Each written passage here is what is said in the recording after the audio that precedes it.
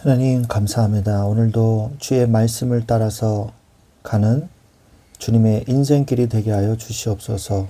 주님이 함께 하실 줄 믿고 예수 그리스도의 이름으로 기도합니다. 아멘. 네, 하나님의 말씀 에스라서 8장입니다. 에스라서 8장 31절 되겠습니다. 첫째 달 12일에 우리가 아하와 강을 떠나 예루살렘으로 갈새 우리 하나님의 손이 우리를 도우사 대적과 길에 매복한 자의 손에서 건지신지라. 아멘. 네, 오늘 이 에스라서 8장 말씀은요, 에스라와 2차 포로 기환자들이 아하와 강을 떠나서 예루살렘으로 향하는 장면을 담고 있습니다. 그들이 가야 할 길은 약 1500km에 달하는 먼 길이었고요. 그리고 곳곳에 강도와 대적들이 도사리고 있는 위험한 길이었습니다. 무엇보다도 그들이 향하는 곳은 한 번도 가보지 못한 낯선 땅이었습니다. 당시 귀환자들은 대부분 바벨론에서 태어나고 자란 세대로 그곳의 언어와 문화에 익숙한 사람들이었거든요. 그러나 그들은 익숙함을 버리고 하나님의 약속을 따라 낯선 곳으로 나아갔습니다. 낯선 현장, 새로운 시작 앞에서 두려움이 앞설 때 우리는 어떻게 해야 됩니까? 오늘 말씀을 통해 그 해답을 얻는 복된 시간이 되시기를 바랍니다. 오늘 말씀에 에스라서 8장의 전체 내용을 좀 보면요. 아닥사스다 왕 때에 에스라와 함께 돌아온 각 가문의 우두머리와 남자의 명단이 기록되어 있습니다. 비느하스의 자손, 이다말의 자손, 다윗 자손 등이 포함되어 있었습니다. 아하와 강가에서 레위 사람이 계산을 해보니까 레위 사람이 없는 거예요. 그래서 에스라는 사람을 보내서 레위인과 느디님 사람을 데리고 옵니다. 그리고 평탄한 길을 위해 보병과 마병을 구하는 대신에 금식하면서 간구를 하게 됩니다. 에스라는 제사장들에게 예물을 맡기며 거룩하게 관리할 것을 명했습니다. 하나님의 손이 도우사 대적의 손에서 보호하는 군사들 없이 예루살렘에 도착하여 감사하며 예물을 하나님께 드리고 번제를 드림으로 오늘 에스라서 8장이 끝나게 됩니다. 오늘 본문은요, 이 에스라서가 드디어 이제 사람들을 데리고 바벨론 2차 포로 기환이죠. 2차 포로 기환자들을 데리고 오는 그 장면들이 나오는 것입니다. 말씀을 좀 더 우리가 더 깊이 좀 보면 하나님의 나라를 위해서 이 사람들이 헌신했다는 것을 우리는 눈여겨보아야 할 것입니다.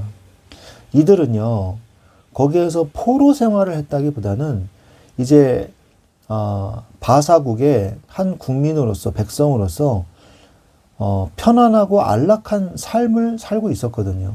그런데 그것을 포기했다는 거죠. 이들은 2세대거든요.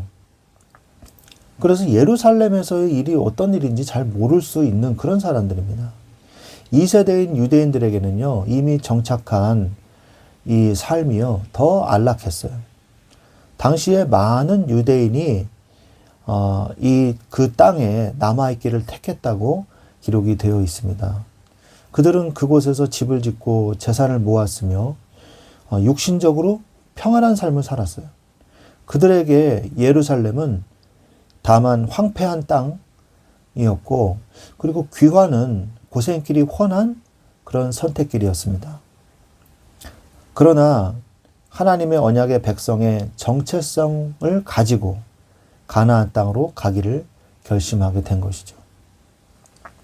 그런데 귀국할 때에 이제 문제가 생긴 거예요. 그게 바로 뭐냐면 레위인들이 절대적으로 부족했던 것입니다. 1차 바벨론 그 포로에서 돌아온 사람들도 레위인의 수가 제일 적었거든요.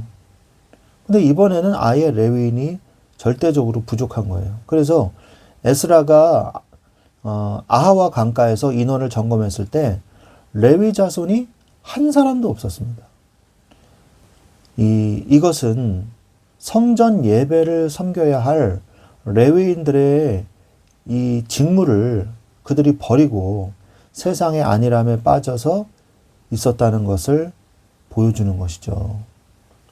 레위인들이 자신의 정체성을 잃어버린 거예요.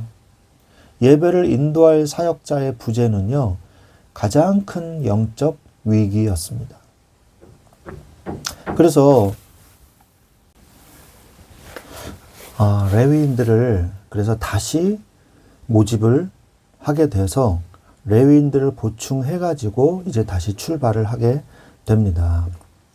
그리고 또 두 번째 이 문제는 뭐였냐 하면 귀국할 때 문제가 호위할 수 있는 이 병사가 없었다는 거예요. 마병도 없었고 하나님께서 우리를 보호해 주실 것입니다. 이렇게 얘기를 떵떵거리고 했는데 또 막상 가려고 하니까 이 에스라가 걱정이 되는 거예요. 걱정이 되어서 하나님 앞에 어떻게 했습니까? 기도했죠. 이 먼 거리를 하나님 문제없이 갈 수 있게 해달라고 기도함으로 이 예루살렘을 향하여 출발하게 된 것이죠. 에스라서 8장 22절에 보면 이는 우리가 전에 왕에게 아뢰기를 우리 하나님의 손은 자기를 찾는 모든 자에게 선을 베푸시고 자기를 배반하는 모든 자에게는 권능과 진노를 내리신다 하였으므로 길에서 적군을 막고 우리를 도울 보병과 마병을 왕에게 구하기를 부끄러워하였습니다. 하나님이 보호해 주실 겁니다. 그리고 마병 좀 보내주십시오. 이러기가 에스라가 입이 떨어지지 않았던 거예요. 그래서 어떻게 했습니까? 더욱더 하나님 앞에 기도하면서 출발할 수밖에 없었던 오히려 더 좋은 계기가 되었던 것입니다. 그래서 너무 감사하게도 아무런 문제 없이 잘 도착을 하게 되었어요. 그러니까 얼마나 감사합니까? 그래서 제일 먼저 도착한 후에 먼저 한 것이 하나님 앞에 예물을 드리는 중심을 가지게 된 것이죠. 에스라서 8장 33절에 제사일에 우리 하나님의 성전에서 은과 금과 그릇을 달아서 제사장 우리아의 아들 무레못의 손에 넘기니 비느하스의 아들 엘라살과 레위 사람 예수아의 아들 요사박과 빈노이의 아들 노아다가 함께 있어. 이 말씀이 나오죠. 그래서 하나님 앞에 번제를 드립니다. 이것은 예배의 중심을 말씀을 드리는 거죠. 이 번제가 죄 씻음과 더불어 하나님께 대한 전적인 헌신을 의미하는 것입니다. 그들은 짐을 풀고 집을 짓기 전에 예배부터 먼저 드렸어요. 우리가 하나님의 중심을 가지고 예배부터 먼저 드리는 여러분들이 되기를 바랍니다. 하나님은 그의 백성을 기억하십니다. 그래서 성경에는 그의 백성의 명단을 기록을 했죠. 하나님은 그의 자녀를 생명책에 기록해 놓으셨습니다. 에스라서 8장 1절부터 14절에는 귀한 자들의 가문과 우두머리의 이름이 나옵니다. 하나님은 자기를 위해서 헌신한 자들의 이름을 결코 잊지 않으시고 생명책에 기록하심을 보여주는 것이죠. 믿음이 있는 자만 믿음의 길로 갈 수 있습니다. 나는 여기에서 사는 게 훨씬 더 좋은데 뭐하러 예루살렘에 가? 나는 우리 아버지 세대가 살았던 곳이고 나는 여기가 고향이야. 이렇게 말할 수 있거든요. 바사국이 이곳이 나의 고향이야. 그런데 그들은 그러지 않았어요. 다수의 사람들이 그냥 거기서 사는 사람도 있지만 그 귀한 자들은요. 믿음이 있었고 믿음의 길로 간 것입니다. 성경은 수많은 사람이 그 바사국에 남았지만 돌아온 자들의 이름을 기록하고 있다는 거예요. 세상에서의 성공보다 하나님 나라의 족보에 기록되는 것이 진정한 영광인 것이죠. 영적인 것을 먼저 선택하는 자가 바로 그들이고 바로 우리가 되어야 될 줄로 믿습니다. 백성이 있는 곳에 또한 누가 필요하냐? 영적인 지도자가 필요합니다. 나의 삶의 현장에 예배할 수 있는 조건이 갖춰져 있는가? 한번 생각해 보십시오.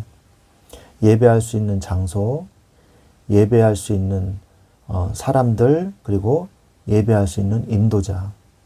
이 세 사람이 있어야, 세 가지가 있어야 예배의 시작을 할 수가 있는 것이거든요.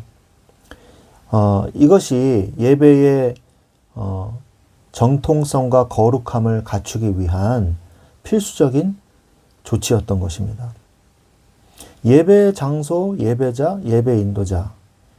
이것은요, 이렇게 준비될 때 이제 뭐가 필요해요? 하나님의 능력과 하나님의 보호하심이 그때 나타나는 것이죠. 준비된 이 예배자들이 모였을 때 비로소 아하와 강가에서의 금식 기도가 가능했고요. 하나님의 응답이 임했습니다. 예배의 중심을 가지십시오. 새로운 곳에 가면 제일 먼저 예배와 기도처, 함께 예배할 자를 찾으십시오. 예배할 곳, 그리고 기도할 수 있는 곳, 함께 예배할 자를 찾으십시오. 낯선 곳에서 우리가 가장 먼저 해야 될 일은 뭐냐? 육신의 편안함을 찾는 것이 아니라 영적인 베이스 캠프를 구축하는 거예요. 여러분들이 새로운 곳에 갔을 때 예배할 수 있는 조건부터 먼저 만드십시오. 하나님께서 나의 마음과 그 예물을 받으시는 거예요. 그게 바로 헌신입니다. 낯선 현장에 갔을 때 우리가 응답받아야 될 것이 뭐냐?